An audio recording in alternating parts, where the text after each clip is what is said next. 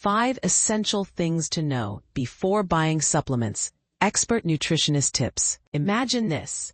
You're scrolling through Instagram, and suddenly you see an ad for a supplement promising to transform your life. From collagen powders to immunity gummies, these products are everywhere, claiming to offer better sleep, glowing skin, sharper focus, or even a longer life. But here's where it gets controversial. Are these supplements really worth the money? As a nutritionist, I often get asked this question, and the answer isn't straightforward. While some supplements can be beneficial, they are often misunderstood and oversold. Many people are unaware of the risks, limitations, and marketing tricks behind the labels. Let's dive into 5 crucial things you should know before buying supplements. 1. Prioritize food over supplements. If you can get a nutrient from your diet, that is almost always the better option. The UK's Food Standards Agency defines a food supplement as a product intended to correct nutritional deficiencies, maintain an adequate intake of certain nutrients, or support specific physiological functions. In other words, supplements are meant to support your diet, not replace real foods. Whole foods offer much more than isolated nutrients.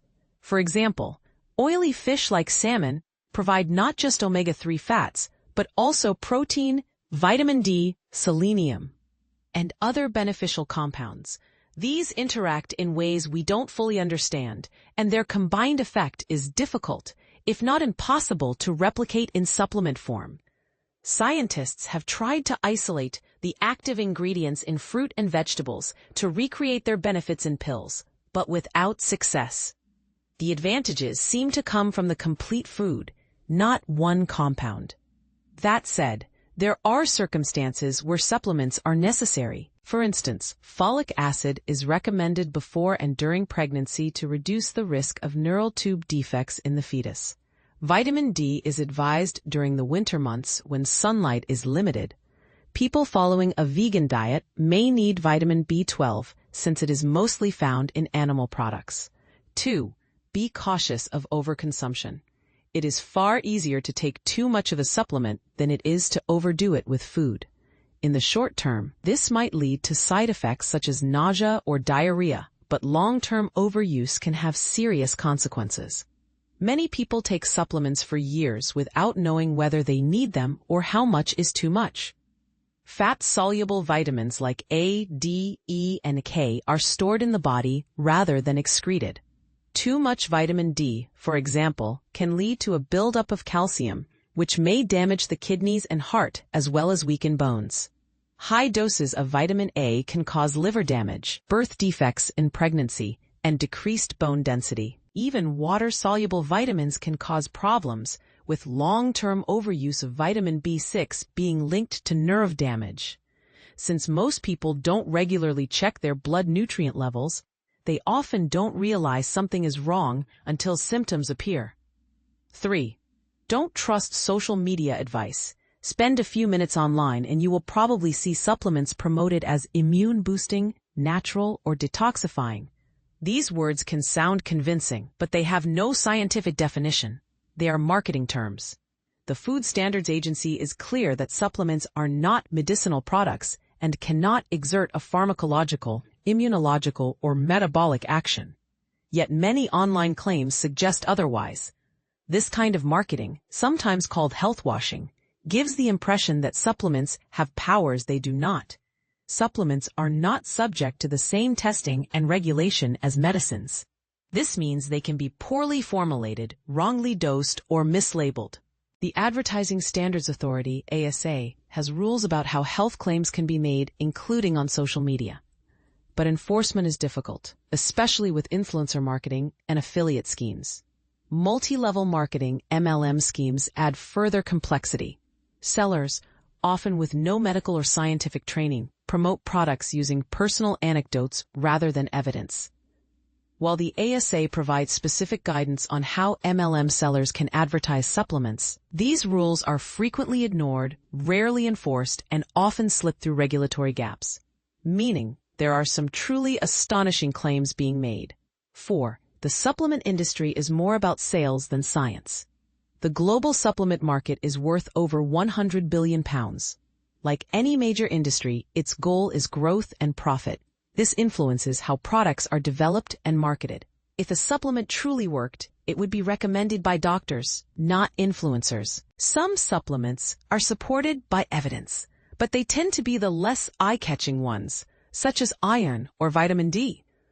Many others are advertised with claims that stretch far beyond what the research shows and are often promoted by people with no formal training in nutrition or healthcare. 5. Some supplements aren't safe for everyone. Being available over the counter does not mean a supplement is safe. Even products labeled as natural can interact with medicines or cause harm.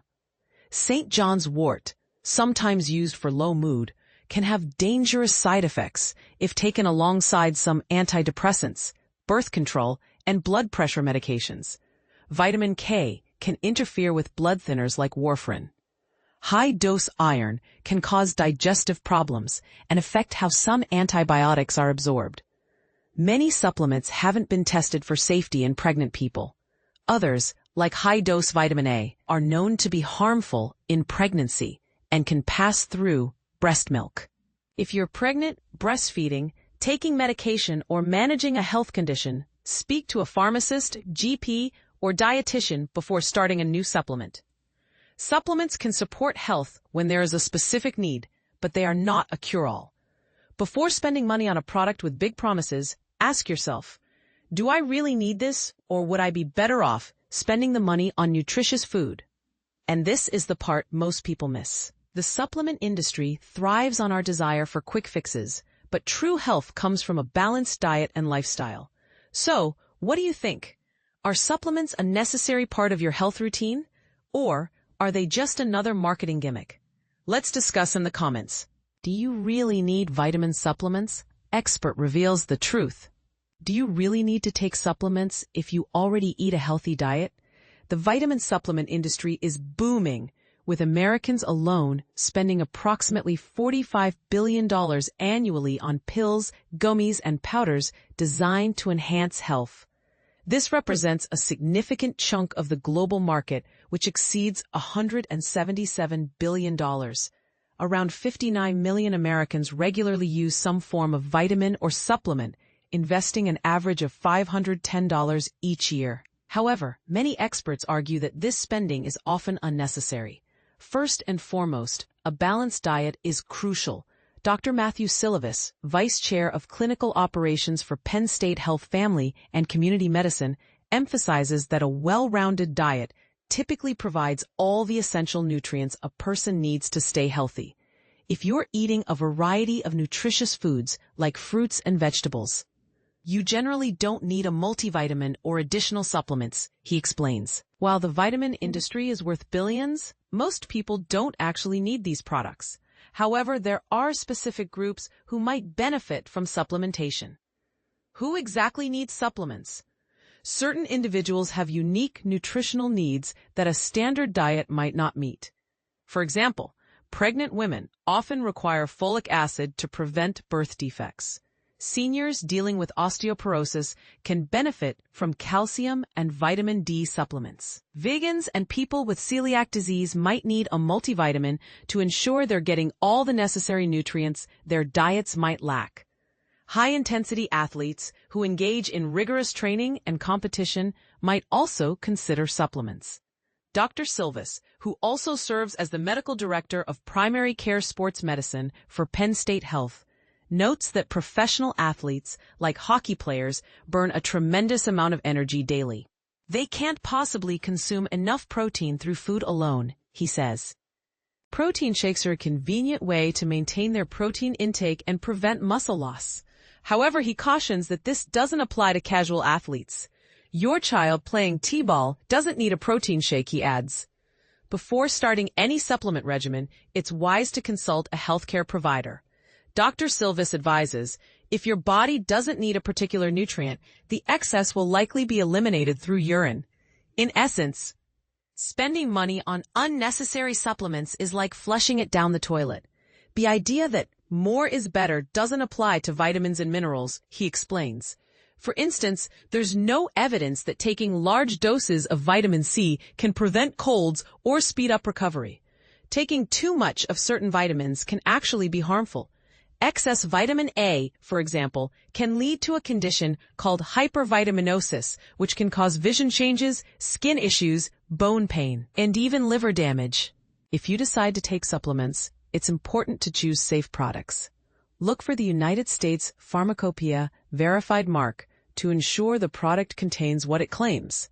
For sports performance enhancers, seek products approved by the NSF Certified for Sport, which enforces strict standards. These certifications provide a level of assurance about the product's safety and quality. Dr. Silvas notes, given the vast array of options available, it's crucial to be informed. In conclusion, while the vitamin supplement industry is lucrative, it's important to remember that a balanced diet usually provides all the nutrients you need. Supplements can be beneficial for specific groups, but they are not a substitute for a healthy lifestyle. What do you think? Do you take supplements? And if so, why? Share your thoughts in the comments below.